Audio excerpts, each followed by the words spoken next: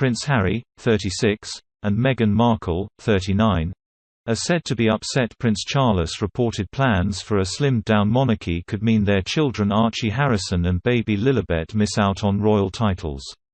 As great-grandchildren of the Queen, neither Lily nor Archie received titles at birth but were expected to become a prince and princess when their grandfather Charles ascends the throne. However, it has long been reported that Charles intends to cut the number of working members royals when he takes the crown and opts for a slimmed-down monarchy instead. This has prompted speculation that despite Archie and Lily's places 7th and 8th in the line to the throne, they could miss out on getting HRH styles and prince and princess titles. A source said, "Harry and Meghan were told Archie would never be a prince, even when Charles becomes king." Reacting to rumours Charles intends to deprive the Sussex children of titles, one constitutional expert has claimed Meghan and Harry would be amply aware of future plans for the monarchy and of the King George V letters patent which dictates which royals get them. Constitutional expert Iain MacMarthanne told Express.co.uk, "As the Sussex imbroglio continues to fester, the focus is again on who gets to call themselves what and when, and the letters patent issued by George V in 1917. Increasingly these letters patent are becoming misconstrued and taken out with their original context as this debate rumbles on. From time immemorial the monarch of the day has used letters patent to determine titles, and Elizabeth II is no exception. Ironically, letters patent before and after 1917 have often run contrary, at some point, to the terms of the 1917 letters patent.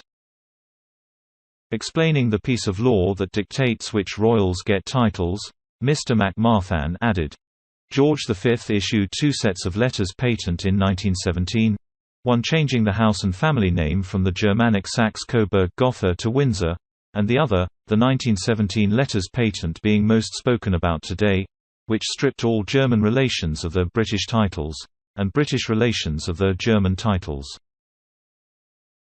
In addition, he permitted his children to marry British commoners, and, important for the present debate, determined and limited who would enjoy the style HRH and the title princess or prince.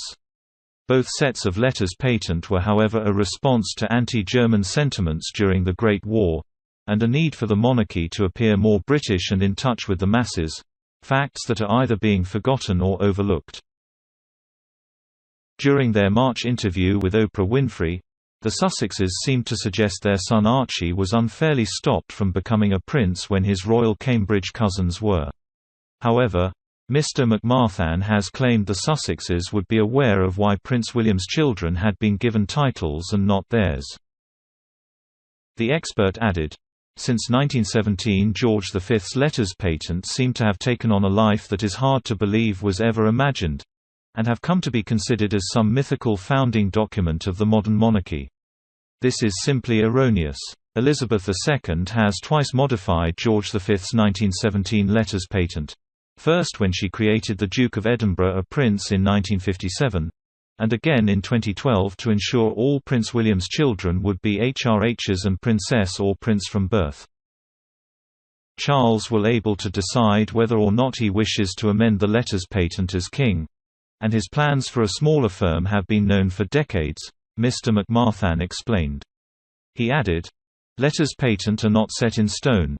Accordingly it is imaginable that they will again be modified to suit necessity and circumstance, and when Prince Charles is king it will be his right to make any changes he wishes for the good of the institution." The issue today is that two quite separate matters are being incorrectly and mischievously conflated. For decades now Prince Charles has let it be known he is in favor of a slimline monarchy, which means fewer working royals and by default HRHs, and this was signalled to the world at large during the Diamond Jubilee celebrations in 2012 when, with the Queen, his wife, his two sons, and his daughter-in-law, he appeared on the balcony without any other family members.